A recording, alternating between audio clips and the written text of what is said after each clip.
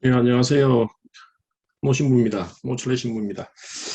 저는 오늘날 성공회가 있게 한 잉글랜드 종교개혁의 과정에서 이렇게 주도적인 역할을 했던 토마스 크레머 캔터베리 대주교에 대해서 이야기를 좀 나누고자 합니다.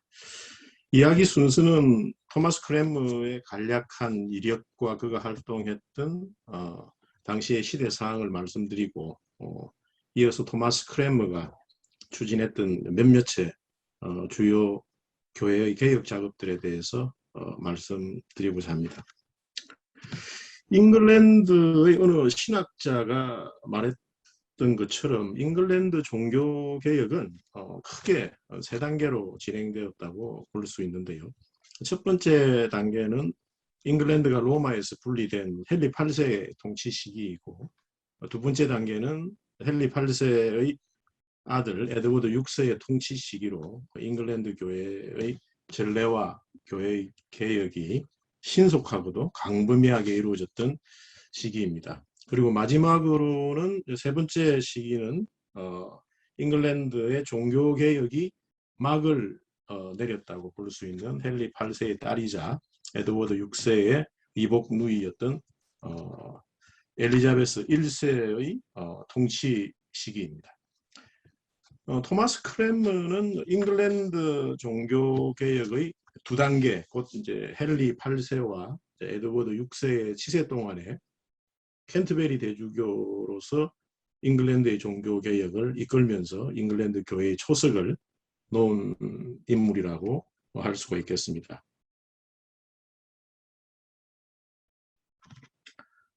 그러니까 토마스 크랜머의 생애는 잉글랜드 종교 개혁과 떼어놓고 생각할 수 없는 것이죠. 잉글랜드 종교개혁을 이끈 지도자, 곧 잉글랜드 종교개혁의 파이오니어, 제가 그렇게 표현을 해서 한번 써봤습니다. 토마스 크랜머는 1489년 잉글랜드 노팅엄주의 한 농가에서 그러니까 평민으로 태어났습니다. 캠브리지 대학교에서 학사, 석사, 박사 공부를 이렇게 마쳤는데요.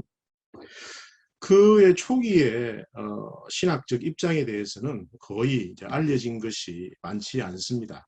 일반적으로는 그는 성서학에 깊은 관심을 가진 에라스무스를 좋아하는 인문주의자로 이렇게 묘사되곤 합니다.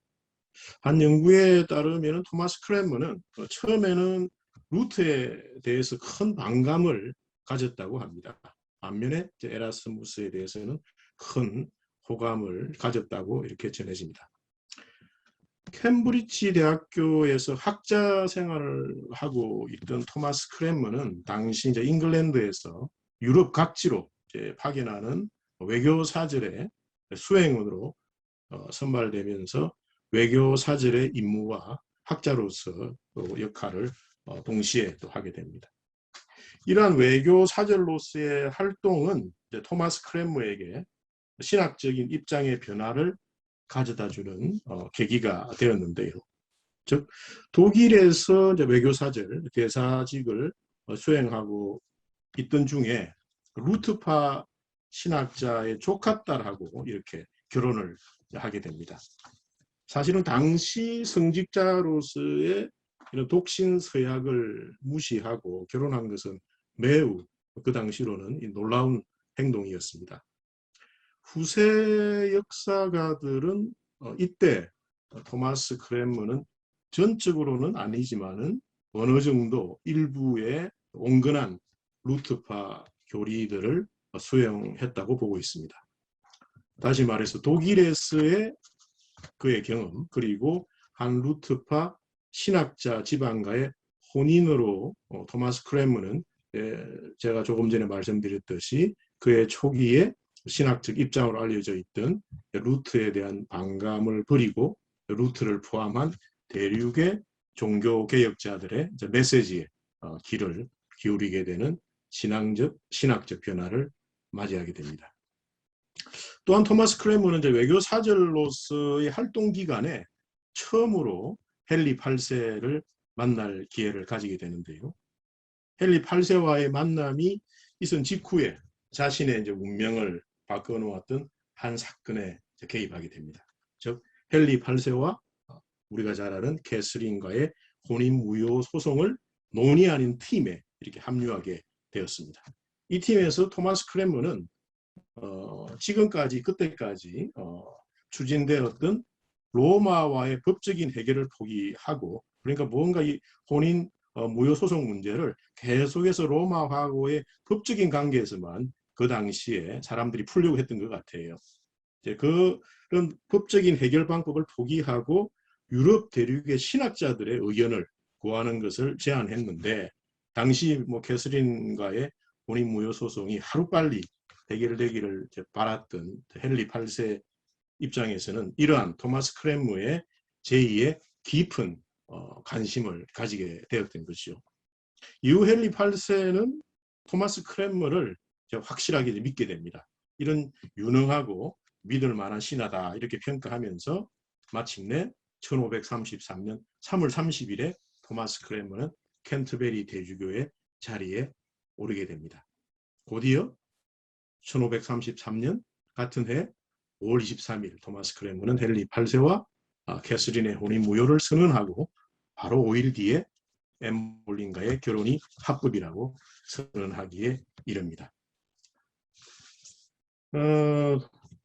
조금 전에 이제 나누었듯이 독일에서의 신학적 변화를 체험한 이후 잉글랜드 교회에서의 전례와 교리 개혁에 대한 강한 열망으로 가득 찼던 토마스 크랜머는 헨리 8세의 신뢰 속에서, 이게 무슨 말입니까? 곧 자신에게 우호적인 환경 속에서 잉글랜드 교회를 개혁하는 작업, 곧 전례와 교리의 개혁을 서서히 추진하게 됩니다. 뭐 지금부터는 헨리 8세 그리고 그를 이어서 왕위에 오른 에드워드 6세 기간에 토마스 크랜머가 추진했던 몇몇의 주요한 교회 개혁 작업에 대해서 말씀드리고자 합니다. 먼저 이게 넣으면 안 되는데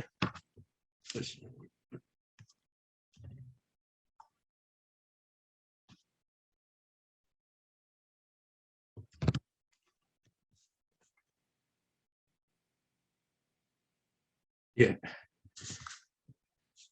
먼저 자국민 잉글랜드인을 위한 신앙개혁, 곧 자국민의 마음에 와닿는 예배를 드려야 함을 토마스 크랜머는 강조하면서, 물론 헨리 8세의 견해를 반영한 것입니다만은 기존의 라틴어로 쓰여진, 라틴어를 모르는 일반 국민들은 그 내용을 전혀 이해하지 못하기에 그 라틴어로 쓰여진 기도문을 버리고 모국어인 영어로 된 기도문을 출간했습니다. 이러한 계획은 결국 에드워드 6세 때 잉글랜드 교회의 모든 예배는 모두 영어로 드리게 되는 결과로 이어졌습니다.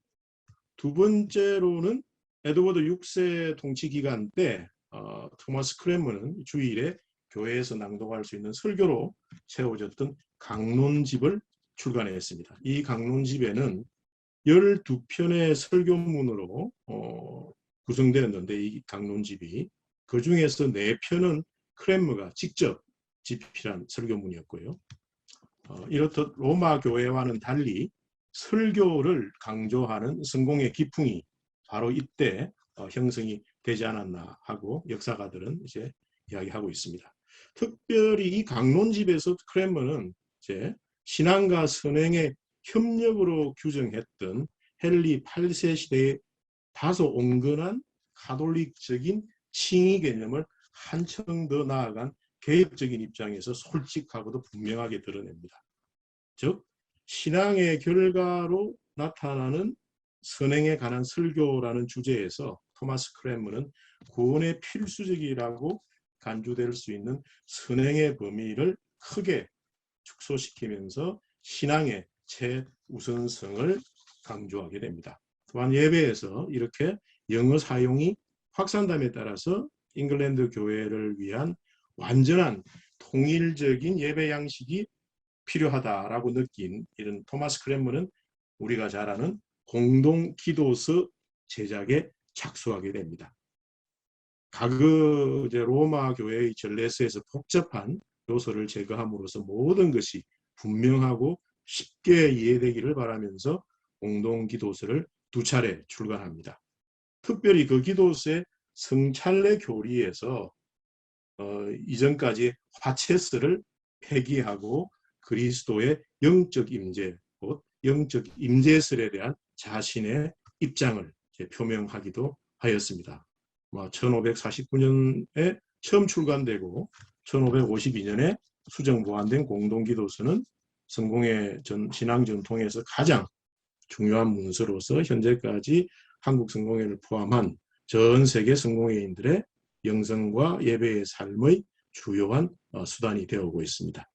그리고 끝으로 토마스 크랜머는 새로이 개혁된 잉글랜드 교회의 교리를 서술하는 것을 목적으로 하는 42개 신앙조항을 1553년에 작성합니다.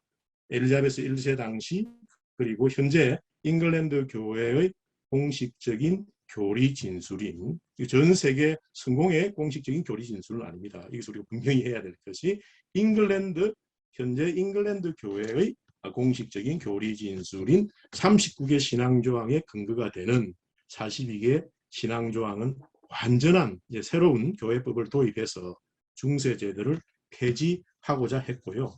구체적으로는 평신도와 성직자로 구성된 의회 모델을 도입했는데 이것은 바로 주교제 교회에 맞춘 장로제의 한 형태였습니다. 이상 헨리 8세와 에드워드 6세 치세하에서 토마스 크랜머가 추진했던 몇 가지 주요한 교회 개혁 작업에 대해서 말씀드렸는데요. 토마스 크랜머가 추진했던 이러한 주요 개혁 작업들을 한마디로 정리해서 표현하자면 아까 전에 우리 골롬바 승인 이야기하면서 우리 이주엽 신부님도 잠시 언급했던 부분인데요.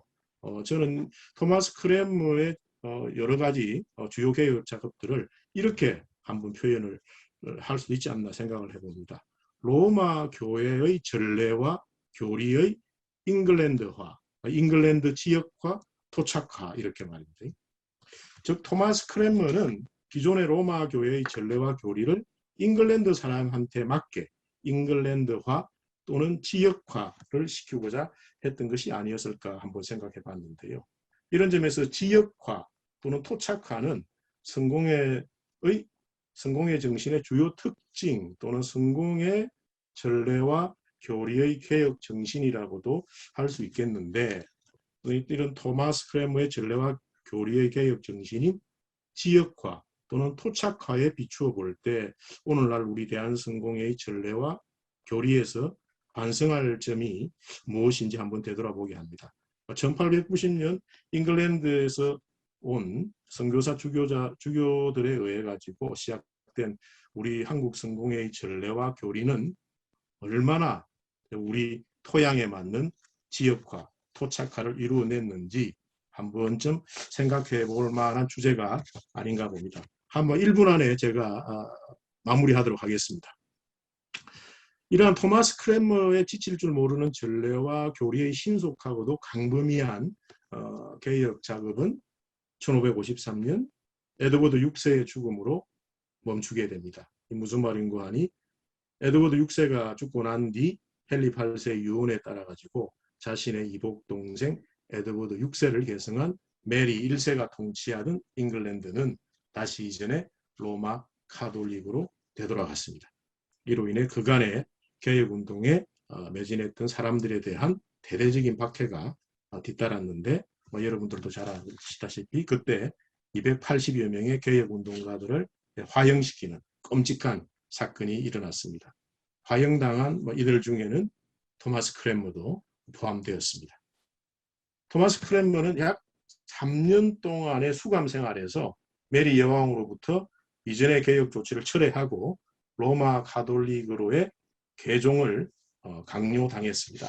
그때 사람이다 보니까 잠시나마 혼란과 번민 속에서 신앙 철회서, 곧 전향서에 서명한 적도 있었습니다. 그러나 끝내는 그 신앙 전향서, 철회서에 서명했던 자기 행위를 참여하면서 결국 1556년 3월 21일 화영대로 끌려가게 됩니다.